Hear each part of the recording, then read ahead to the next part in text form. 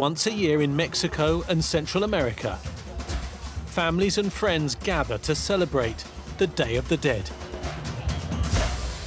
The Day of the Dead in Mesoamerica is a fantastic tradition, and if you've ever experienced it, you know it's a really immersive, spiritual ceremony spanning many days of, parading around towns and cemeteries with skulls.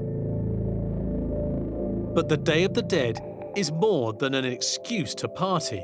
It's a commemoration. The idea that you remember that you too must die.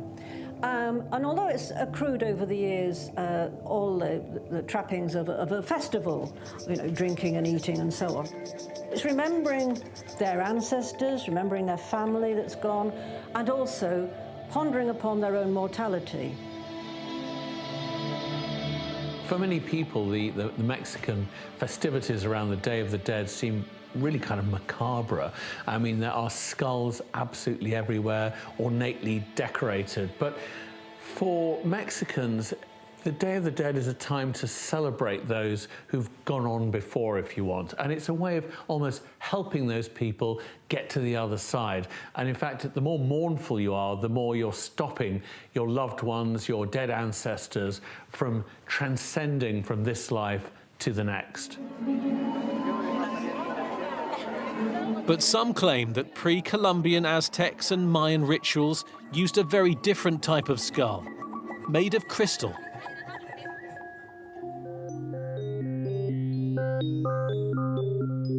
For over 120 years, a handful of extraordinary crystal skulls have been collected and exhibited by some of the world's leading museums, like the Smithsonian Institution and the British Museum. Historically renowned as masterpieces of ancient Mesoamerican civilisations, the crystal skulls are said by some to possess supernatural powers. Many people have come to believe that crystal skulls are in themselves objects of power. They're like spiritual batteries for good or evil. They are pre-programmed computers. You just have to basically touch them to tune into their extraordinary ancient lost knowledge. Skeptics, however, dispute the crystal skull's seemingly magical properties and claim they are instead all too ordinary modern fakes. Is the whole crystal skull legend a big hoax?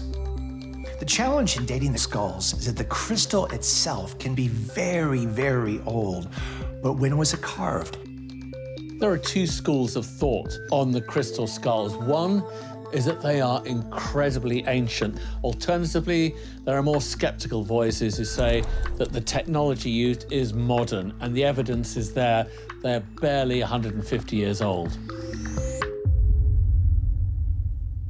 Probably the most mysterious and remarkable of all crystal skulls is the so-called Mitchell-Hedges skull.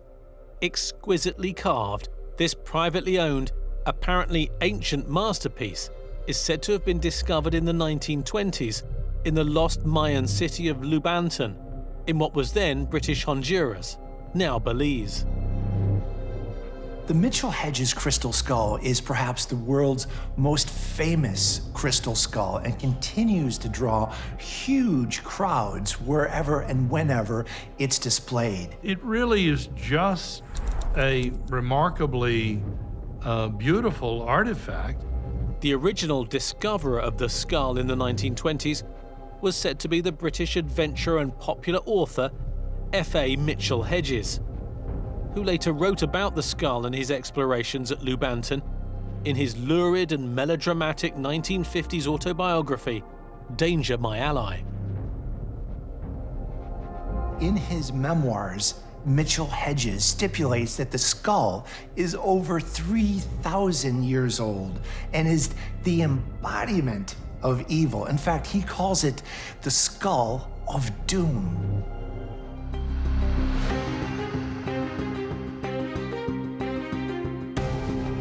Although believers feel all crystal skulls, even modern ones, can have a healing effect, the supposedly ancient Mesoamerican crystal skulls are said to have much greater powers. But are these legendary crystal skulls truly ancient, or are they nothing more than modern fakes?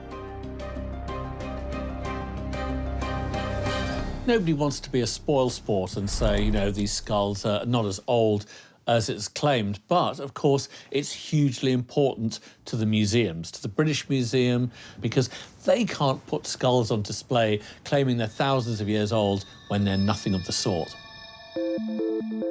In recent decades, scientific techniques have been developed to date the crystal skulls.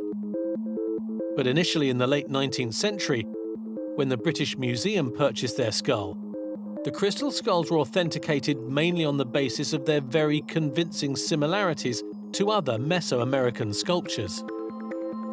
Anybody who's been to historic sites in Mexico or Central America will have seen plenty of skulls. I mean, they pop up over and over again in pre-Columbian art. So the idea of skulls being made by these peoples is not outlandish. Nevertheless, the problem with these crystal skulls, all of them, even the ones held by museums, is that there just isn't enough evidence of real archaeology having been behind their discovery. The only account that we have of the discovery of a crystal skull is the Mitchell Hedges skull, and even that is called massively into question.